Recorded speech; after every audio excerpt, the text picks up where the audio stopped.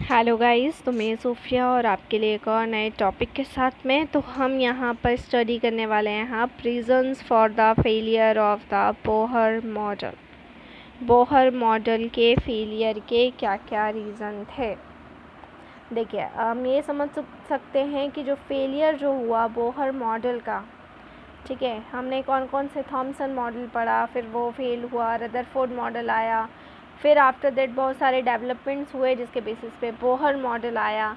ठीक है, उसके बाद में जो हमारे दो प्रिंसिपल आए, डुअल कैरेक्टर ऑफ मैटर और हेजनबर्ग अनसर्टेनिटी आए, जिन्होंने मदद करी क्वांटम मैकेनिकल मॉडल में। लेकिन फेलियर क्या था, बोहर का मॉडल फेलियर क्यों हुआ? देखिए, बोहर मॉडल के अंदर इलेक्ट्रॉन को एक चार्ज पार्टिकल की तरह माना गया था। ठीक है, ये चार्ज पार्टिकल होता है इलेक्ट्रॉन और सर्कुलर ऑर्बिट में मूव करता रहता है अराउंड द न्यूक्लियस के आसपास। अब जो वेव कैरेक्टर है इलेक्ट्रॉन का, जो बाद में डिस्कस हुआ कि इलेक्ट्रॉन के अंदर वेव कैरेक्टर होता है, उसको बोहर मॉडल में कंसीडर नहीं किया गया। ठीक है, clear. Orbit clearly define path की तरह माना गया। ठीक है, और इसमें क्या माना गया कि ये पाथ कंप्लीटली डिफाइन होगा जब पोजीशन और वेलोसिटी इलेक्ट्रॉन की दोनों की सेम टाइम पे एग्जैक्ट हो।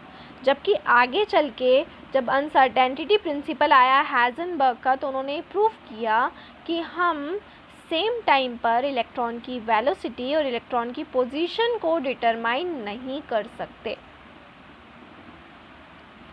तो ये बोहर के मॉडल में नहीं था। बोहर के मॉडल में इलेक्ट्रॉन की वेलोसिटी और पोजीशन दोनों सेम टाइम पे डिटरमाइन हो सकती है और उसी के अकॉर्डिंग उन्होंने अपना मॉडल दिया। अगर हम मॉडल ऑफ हाइड्रोजन की बात करें और अगर हम इग्नोर करें डुअल बिहेवियर ऑफ मैटर को, बट हाइजेनबर्ग अनसर्टेनिटी प्रिंसिपल को भी ये फॉलो नहीं करता। ठीक है, क्लियर। अब इन वीकनेस को देखते हुए बोहर मॉडल की कोई कॉन्सेप्ट नज़र नहीं आया, नो पॉइंट नज़र आया कि बोहर मॉडल को दूसरे एटम्स के ऊपर भी एक्सटेंड किया जाए, क्योंकि जब ये दोनों पॉइंट ही फेल हो गए, ना ही बोहर मॉडल मैटर के डुअल कैरेक्टर को रिप्रेजेंट करता है और ना ही जो बोहर मॉडल है वो हाइजेनबर्ग प्रिंसिपल को प्रिटेंड करता है।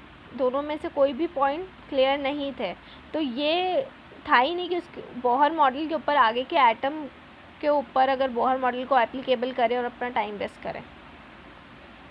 ठीक है, क्लियर।